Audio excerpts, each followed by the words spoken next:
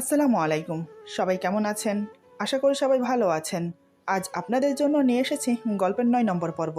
আশা করি গল্পটি আপনাদের ভালো লাগবে। তাহলে চলুন শুরু করা যাক। অন্যদিকে ওর হাত আমার পেট থেকে ধীরে ধীরে উপরের দিকে উঠে আমার বুক স্পর্শ করল। ওর চোখের পলক পড়ছে না, সোজা একদৃষ্টে আমার চোখের দিকে তাকিয়ে আমার বুকে হাত বুলাচ্ছে। এরপর আমার কপালে আলতো করে চুমু খেয়ে আমার ঘাড়ের কাছে মুখ এনে নাক ঘষছে আর নাক দিয়ে জোরে নিঃশ্বাস টেনে আমার শরীরের ঘ্রাণ নিচ্ছে। এক সময় ধীরে ধীরে আমার বুকে মুখ ডুবিয়ে দেয়। কিছুক্ষণ পর মুখ তুলে আমার দিকে তাকায়, দেখে আমিও ওর দিকে তাকিয়ে আছি। কিন্তু আমার এখন এসব ভালো লাগছে না। আমার কাছে যে এখনো কিছুই ক্লিয়ার হয়নি।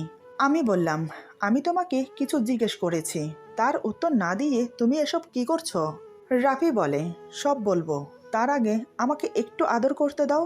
15টা দিন তোমাকে কাছে পাইনি। এই 15টা দিন কতটা যে কষ্টে কেটেছে আমার, তা তোমাকে বলে বোঝাতে পারবো না।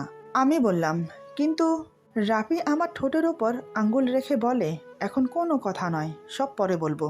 এই বলে সে আমার ঠোঁটে তার ঠোঁট ডুবিয়ে দেয়। এবার আমার কাছে আরো বিরক্ত লাগছে। আমি আর থাকতে না পেরে হঠাৎ এক ঝটকায় ওকে ধাক্কা মেরে নিজেকে ছাড়িয়ে নেই। আচমকা আমার ধাক্কা খেয়ে রাফি চিৎ হয়ে বিছানায় শুয়ে পড়ে। আসলে রাফি ভাবতে পারেনি আমি ওকে ধাক্কা মারবো। ব্যাপারটা কয়েক সেকেন্ডের মধ্যে খুব তাড়াতাড়ি হয়ে যায়।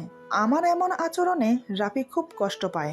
আজ পর্যন্ত আমি কখনো ওকে আমাকে আদর করতে বাধা দেইনি, তাহলে আজ কি এমন হলো? রাফি চুপচাপ উঠে বসে আমার পাশে, এক নজরে আমাকে দেখে যাচ্ছে। আজ যেন ও আমাকে চিনতেই পারছে না। রাফি কি বলবে না বলবে তার তোয়াক্কা না করে আমি বললাম, সেই শুরু থেকে তোমার কাছে আমি কিছু জানতে চাইছি, আর তুমি আমাকে পরে বলবো বলে বলছোই না। কি ব্যাপার বলো তো? তুমি কি আমার কাছ থেকে কিছু লুকোচ্ছ? রাফি খুব শান্ত গলায় বলে, কি জানতে চাও তুমি, বলো। আমি বললাম, পিয়াস কেমন ছেলে তুমি জানো। ওর চরিত্র ভালো না, নেশা করে, জুয়া খেলে, বাজে ছেলেদের সাথে আড্ডা দেয়। তার বাজে আড্ডাখানা আমাদের উপরতলায়। তুমি সব দেখেছ, জানো, তাহলে তুমি কি করে ওদের সাপোর্ট করছো? আর ছেলেটা আমাকে বারবার ঘুরে ঘুরে দেখে, কেমন চোখে যেন তাকায়। আমি তো তোমাকে এর আগেও কয়েকবার বলেছি নাকি? রাফি বলে, আমরা সামনে যা দেখতে পাই সবসময় সেটা সঠিক হয় না। আচ্ছা, আমি তোমাকে খুলেই বলি। রাইসা যখন প্রথম আমাদের বাড়িতে আসে, সেদিন সন্ধ্যায় তোমাদের দুই বোনকে নিয়ে শপিংয়ে গিয়েছিলাম। তোমার নিশ্চয় মনে আছে? সেদিন সন্ধ্যার সময় বাড়ির গেটের বাহিরে পিয়াস তার বন্ধুদের সাথে কথা বলছিল। সেই দিনই পিয়াস রাইসাকে প্রথম দেখে। প্রথম দেখাতেই ওর ভালো লেগে যায় রাইসাকে। পরে দারোয়ান চাচার কাছে খবর নিয়ে জানতে পারে রাইসা আমার শালি, মানে তোমার বোন। তার পরের দিন থেকে পিয়াস রাইসার পেছনে পড়ে, রাইসাকে ফলো করে।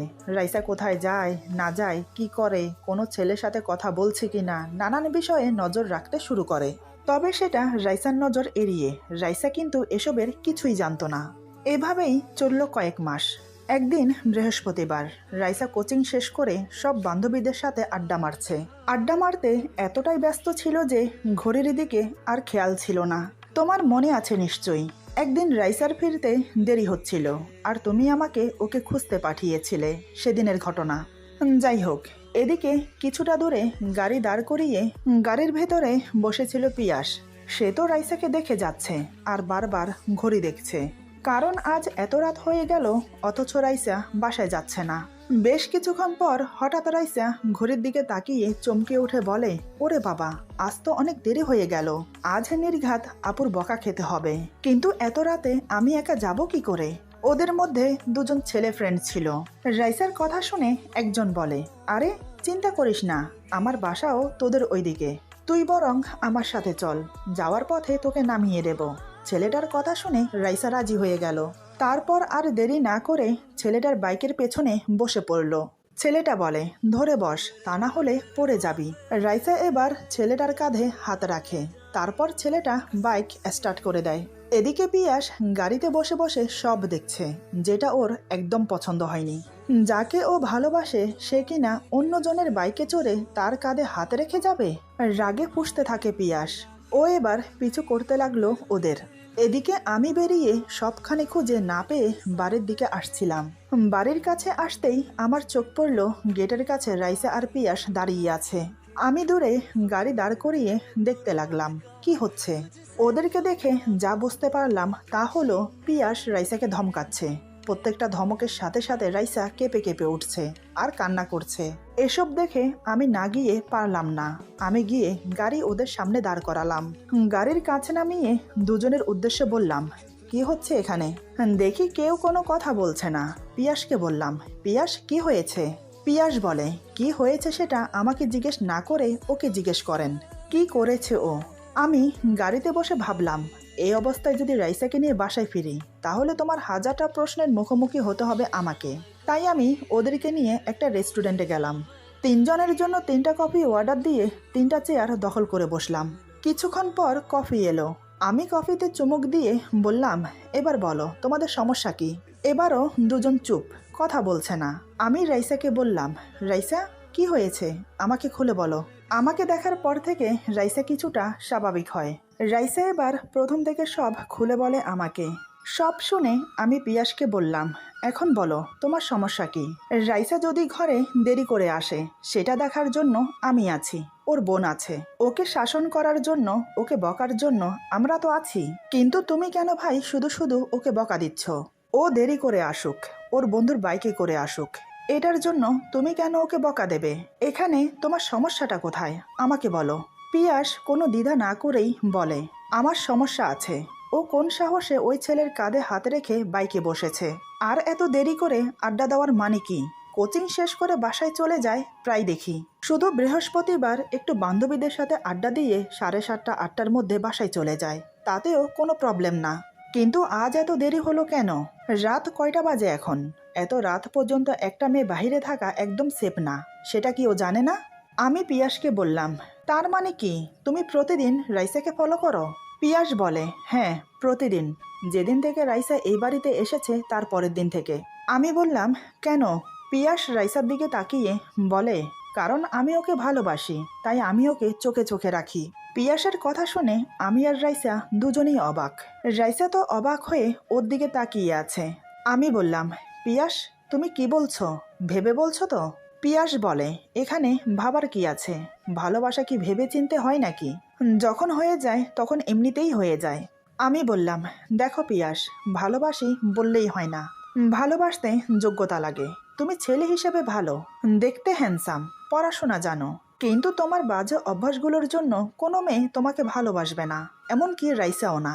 পিয়াস বলে, রাইসাকে পাওয়ার জন্য আমাকে যা করতে বলবেন আমি তাই করব, কারণ আমি ওকে খুব ভালোবাসি, আমার জীবনের চাইতেও বেশি।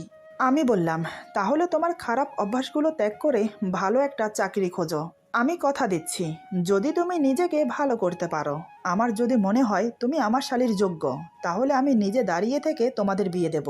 কিন্তু এর আগে আমি যেন তোমাকে রাইসার আশেপাশেও না দেখি।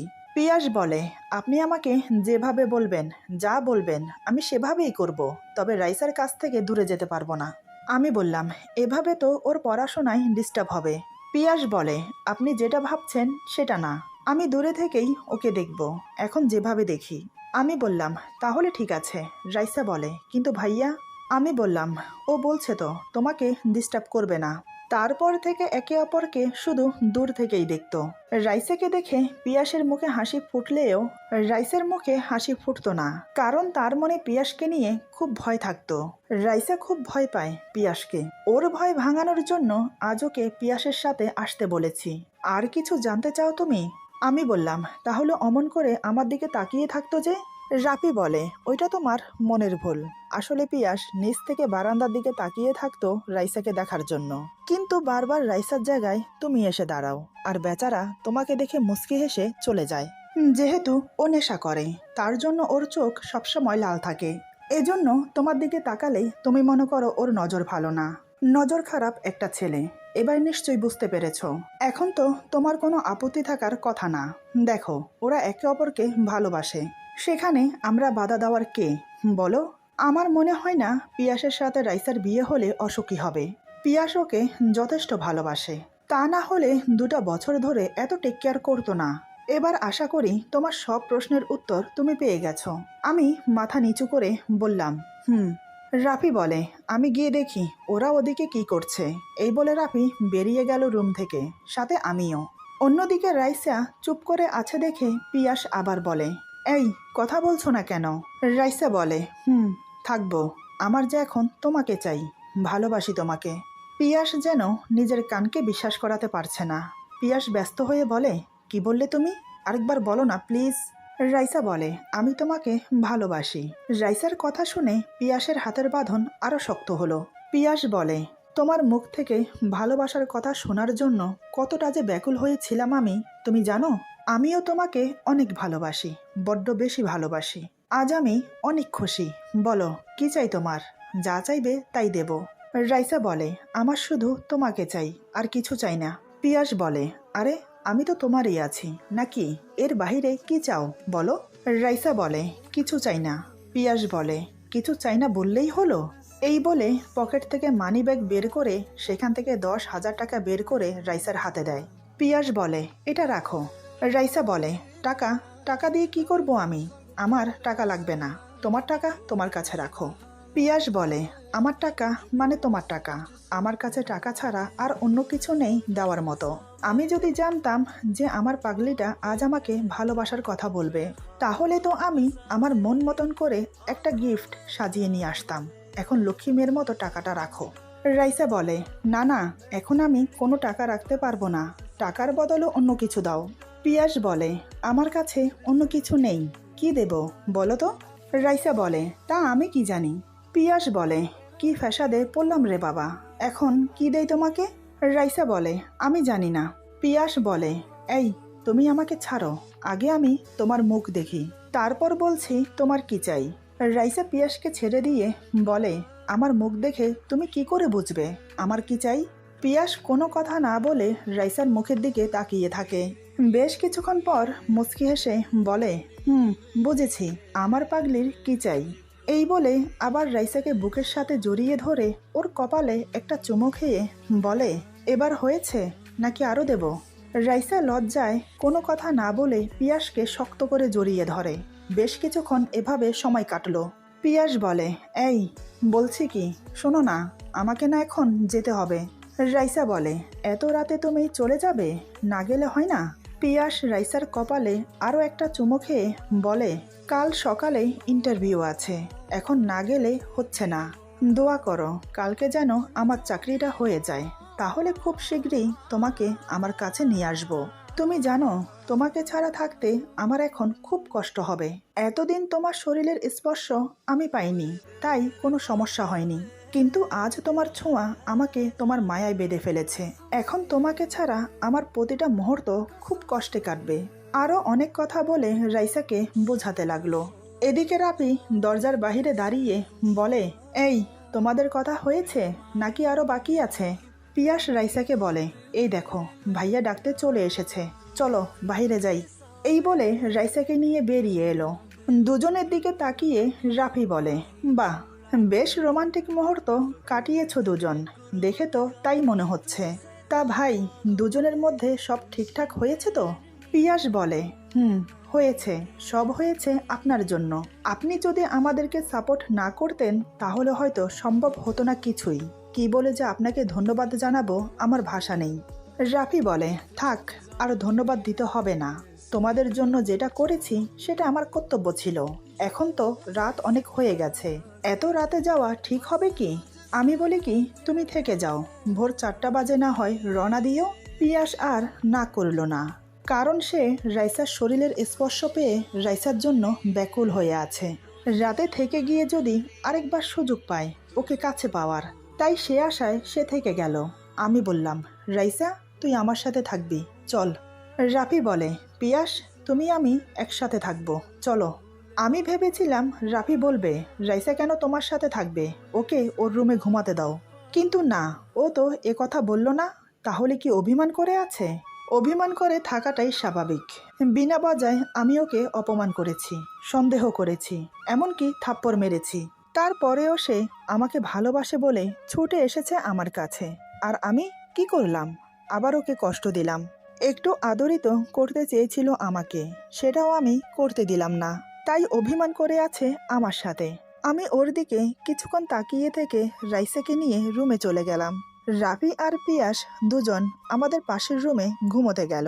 বিছানায় শুয়ে পড়লাম আমরা দুই বোন, কিন্তু কারো চোখেই ঘুমের লেশ মাত্র নেই। আমি চিন্তা করছি রাফির কথা। শুধু শুধু কেন যে আগ বাড়িয়ে বলতে গেলাম রাইসা আমার সাথে থাকবে।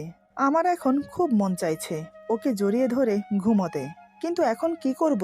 হঠাৎ রাইসার ফোনে একটা মেসেজ ঢুকলো। মেসেজের শব্দ শুনে আমি বললাম, কিরে, কে মেসেজ করেছে? রাইসা আমতা আমতা করে বলে, কই, কেউ না তো, মেসেজ তো অফিস থেকে এসেছে।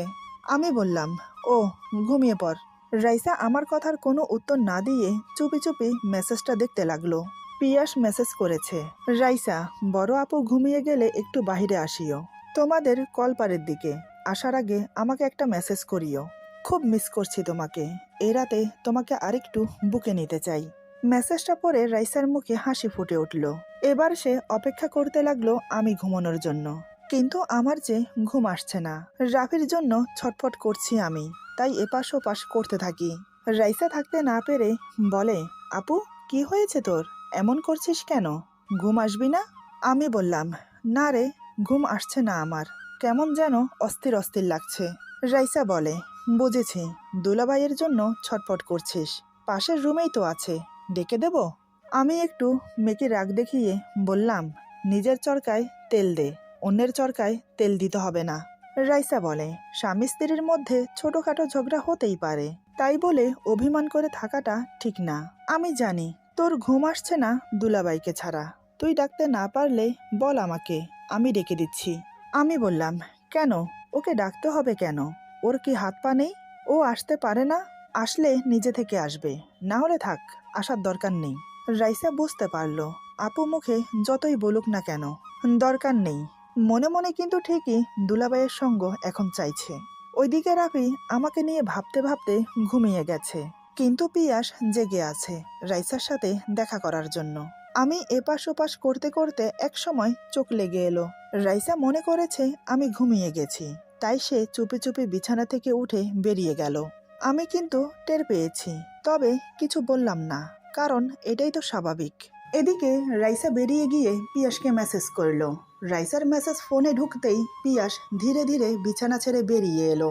রাফি একটুও টের পায়নি, সে ঘুমে বিভোর হয়ে আছে। পিয়াস ঘর থেকে বেরিয়ে গিয়ে কলপারে গিয়ে দেখে রাইসা দাঁড়িয়ে আছে। রাইসাকে দেখে পিয়াসের মুখে চোরা হাসি ফুটে উঠল।